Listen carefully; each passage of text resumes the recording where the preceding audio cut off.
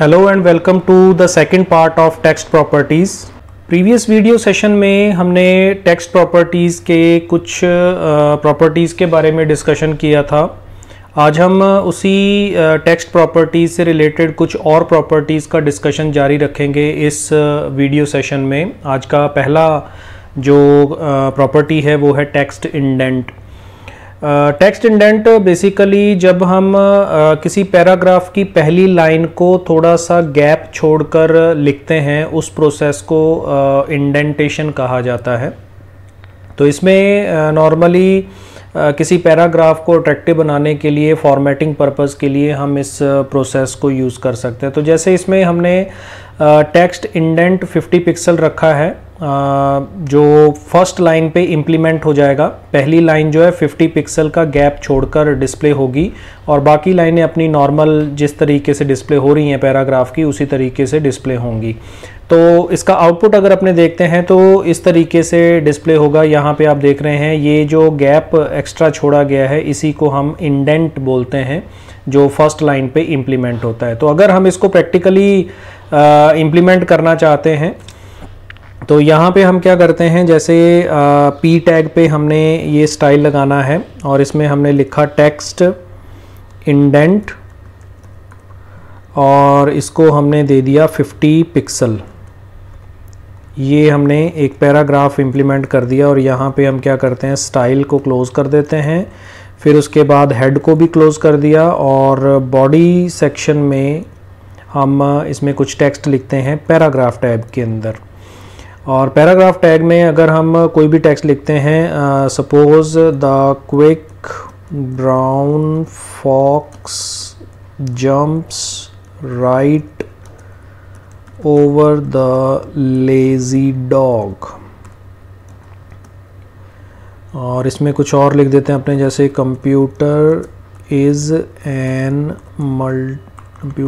A multipurpose electronic machine that accepts input from user, processes it and generates the desired output। और इस paragraph को हमने close कर दिया। फिर उसके बाद बॉडी को भी क्लोज़ करेंगे और फिर उसके बाद HTML को भी हमने क्लोज़ कर दिया। इस फाइल को सेव करते हैं। सेव करने के लिए हम डेस्कटॉप में वेब फोल्डर में CSS में जाते हैं। ये हमारा 14_CSS1 CSS_properties.html फाइल को सेव किया। अब यहाँ से हम क्या करेंगे, इसको रन करेंगे CSS फाइल में से 14 नंबर फाइल को। तो यहाँ आप इसका आउटपुट देख पा रहे हैं। अगर मैं इसको थोड़ा सा श्रिंक करके छोटा कर दूँ तो आप एग्जैक्टली देख पाएंगे जो आउटपुट हमने वहाँ पे देखा था वही आउटपुट हमें यहाँ पर भी दिखाई दे रहा है। ये 50 पिक्सल का जो गैप है इसी को हम इंडेंट इसमें कहते हैं।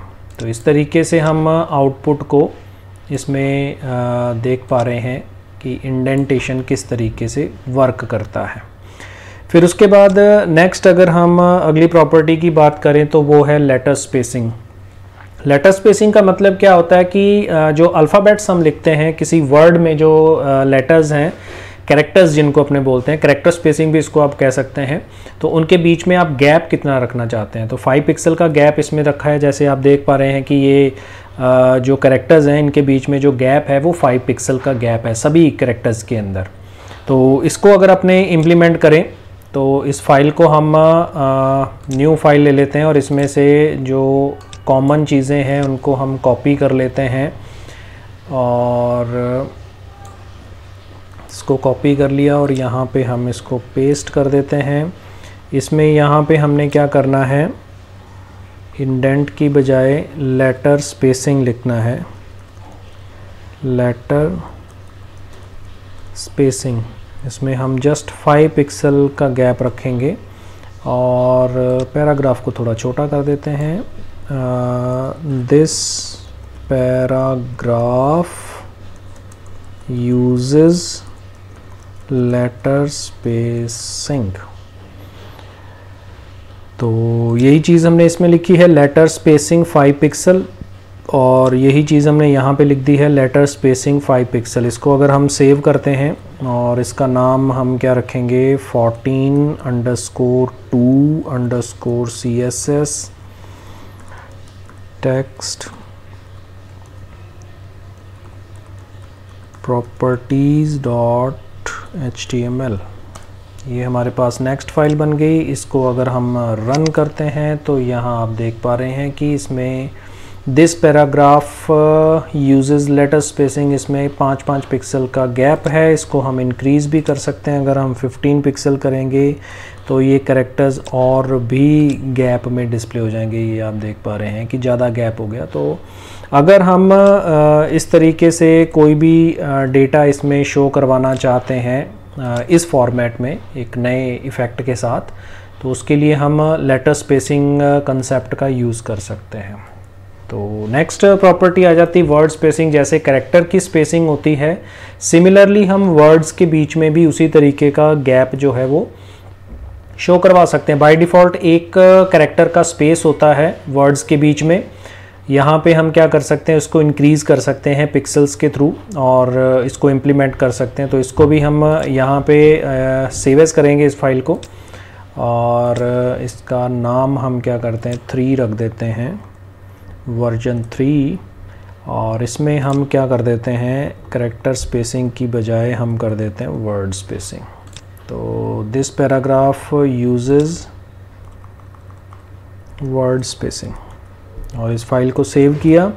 और यहाँ पे अगर हम रन करें इसको, .html नहीं लगाया, चलिए यहाँ से चेंज कर लेते हैं इसको, .html। इसको सेव किया और इसको रन करते हैं तो यहाँ पे इसके बीच में गैप आ रहा है 5 पिक्सल का। इसको थोड़ा सा बढ़ा लेते हैं, तो उसमें इसको नो कर देते हैं। फाइल को दोबारा ओपन करते हैं क्योंकि उसका नाम चेंज हो गया था। तो इसको 14:3 ओपन करते हैं और इसमें 50 पिक्सल दे देते हैं। 50 पिक्सल रखा, सेव किया और इसको रिफ़्रेश कर देते हैं। तो यहाँ पे आप देख पा रहे हैं अब ये गैप जो है इंक्रीज़ हो गया, वर्ड्स के बीच में जो गैप है वो इंक्रीज़ हो गया। तो इस तरीके से हम टेक्स्ट की कुछ प्रॉपर्टीज़ जो हैं इस तरीके से इम्प्लीमेंट कर सकते हैं। डिपेंड करता है हमारी चॉइस के ऊपर कि हम अपने वेब पेजेस पे किस तरह की टेक्स्ट की फॉर्मेटिंग करना चाहते हैं, अपने टेक्स्ट को, कंटेंट को वेब पेज पे किस तरीके से रिप्रेजेंट करना चाहते हैं, ये हमारी चॉइस पे डिपेंड करता है। तो इस वीडियो में फ़िलहाल इतना ही। Thank you for watching this video. Stay tuned for upcoming videos and stay blessed.